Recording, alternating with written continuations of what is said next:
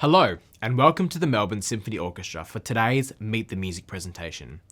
My name is Daniel Corvaia, and I am the MSO's Cybec Assistant Conductor.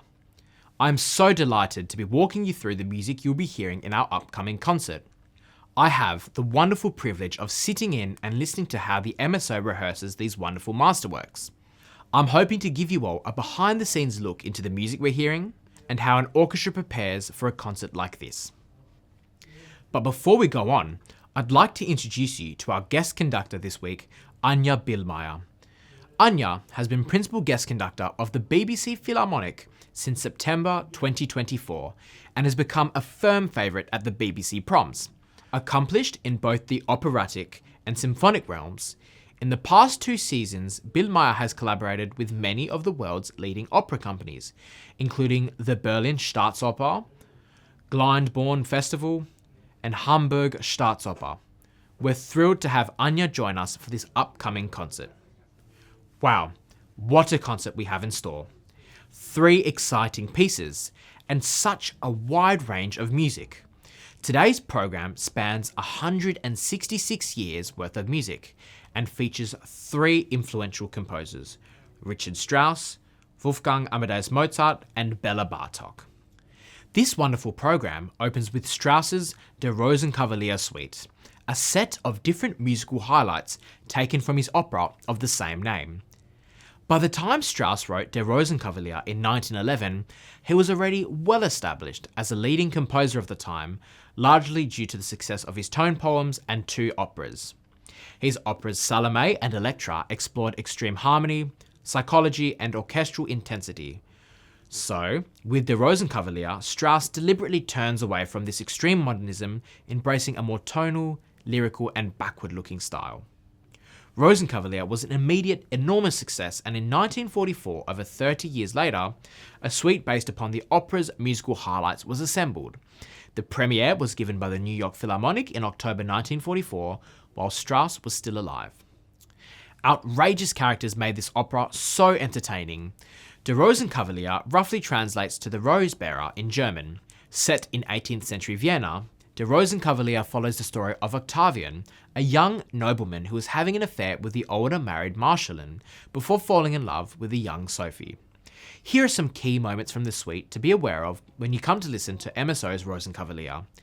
Firstly, the suite shares its opening with the original opera. Wild horns announce the characters of the Marschallin and Octavian. Solos from the woodwinds and horns depict the 17-year-old Octavian's beauty and youth. A fanfare announces the arrival of Baron Ochs, who is engaged to the young Sophie. He is looking for a man dressed as a knight, a Rosenkavalier, to deliver a silver rose to his fiancée. Octavian is chosen for the task, and he delivers the rose to Sophie. They fall in love and scheme how to prevent the marriage. A wonderful moment from this suite features a waltz, signifying the Baron's attempts to flirt with his fiancée Sophie. Sophie and Octavian successfully trick the Baron into publicly revealing his evil ways, and the wedding is called off. The Marschallin is trying to let go of Octavian. A trio between the oboe and 2 violins show the conflict of their feelings. The Marschallin is hurt, but realizes she needs to let Octavian go. Overjoyed, Octavian and Sophie receive their happy ending. Strauss brings in one more waltz, helping the audience forget the bittersweet ending of the narrative, and finishing with an uplifting, spirited dance. Now, to the Mozart Oboe Concerto in C major. The work was composed in 1777 for the Italian oboist Giuseppe Ferlandis. The following year, 1778, Mozart actually reworked the same composition for flute, and it became his Flute Concerto No. 2 in D major. Both works remain an important piece of repertoire for the oboe and flute, but it was, in fact, an oboe piece first. Johannes Grosso will be performing the solo oboe part for our upcoming concert. In 2025, Johannes was appointed Principal Oboe of the MSO, and we are so lucky to have him step into the soloist role for this upcoming concert. So, here are some quick listening tips for our oboe concerto. The work is split into 3 movements, as is to be expected in a classical period concerto. The composition begins with a bright opening movement, marked Allegro aperto. The orchestra is directed to play fast, lively, and open. The orchestra plays a 31-bar introduction before Johannes, our soloist, will announce himself with a quick scale and a soaring high C note. Have a listen to how Johannes leaps around the range of the oboe, showing off the virtuosic nature of the instrument with lots of energetic dialogue between oboe and orchestra. We are in for a real treat. The orchestra announces the arrival of a more pensive and slower tempo in movement 2. We are now in F major and in 3/4 time. Throughout this movement, listen to how the oboe sustains beautiful, soaring long notes. See if you can imagine how a singer might deliver these soaring melodies. Mozart was admired for composing many wonderful operas, and even his non-operatic works, like these, have such dramatic qualities. The final movement is in a bouncy 2/4 meter, set out in rondo form. Rondo form is built around a recurring main theme that keeps returning, with contrasting episodes in between.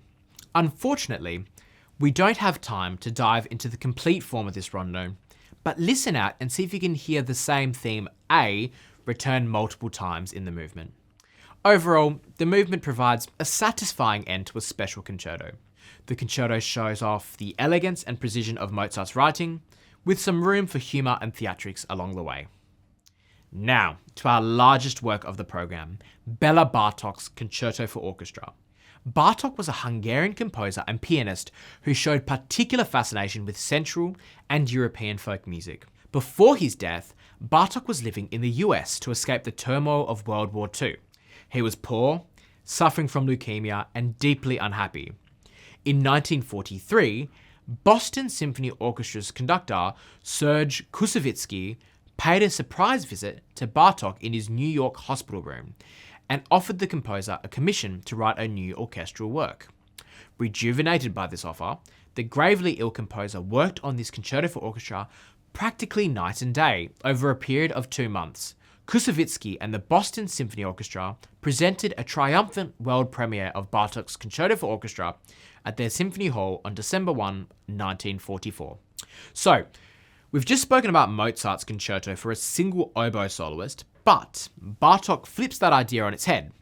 In his Concerto for Orchestra, Bartók treats the entire orchestra as a solo instrument. Every section gets so many virtuosic moments to shine, and the spotlight is constantly passed around. The work has 5 movements, each with its own character.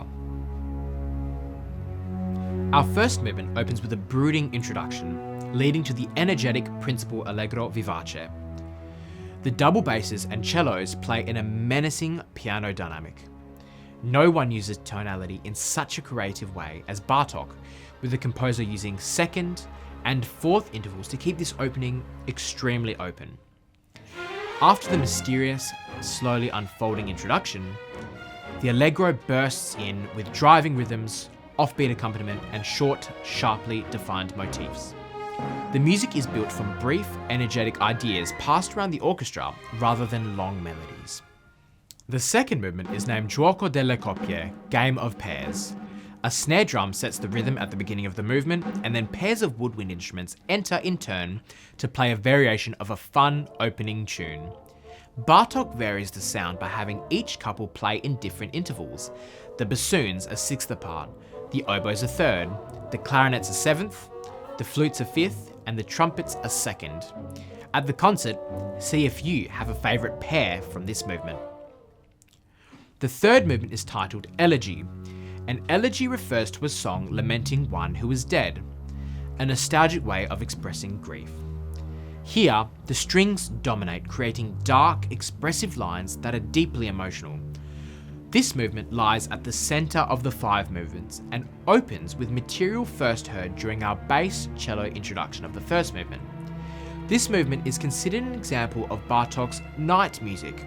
There are spooky swirls of sound and eerie dissonances, providing a backdrop to sounds of nature and lonely melodies. The 4th movement is definitely my favourite from the piece. The movement is titled Intermezzo Interrotto, an interrupted intermezzo. The movement is a humorous and slightly sarcastic scherzo with abrupt interruptions. Bartók begins with a woodwind tune, whose melodic shape hints at Eastern European sounds. This continues with a fantastic viola melody, which is actually derived from a tune by another Hungarian composer, Zsigmond Vince.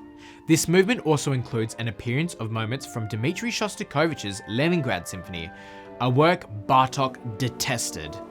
Bartók both parodies and obliterates the Leningrad before resuming his intermezzo. The finale is a grand, energetic conclusion to the work. Themes from earlier movements reappear, and the orchestra comes together in a triumphant, virtuosic display. This movement is very typical of Bartók's dance finale from previous works. Much of the development is built on a series of fugues, an old style of imitative writing based on Baroque period forms.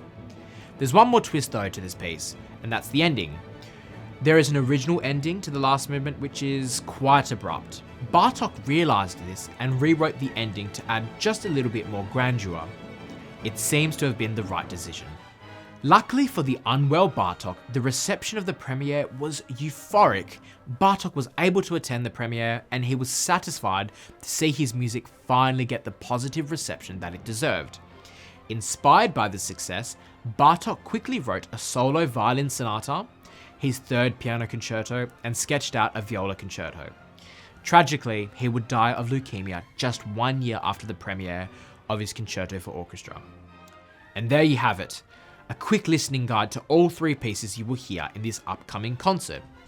Thank you for joining me today, and I look forward to seeing you in our Hamer Hall very soon. We hope you enjoy your visit to hear the wonderful Melbourne Symphony Orchestra, guest conductor Anja Billmeier, and the genius compositions of Richard Strauss, Mozart, and Bartók.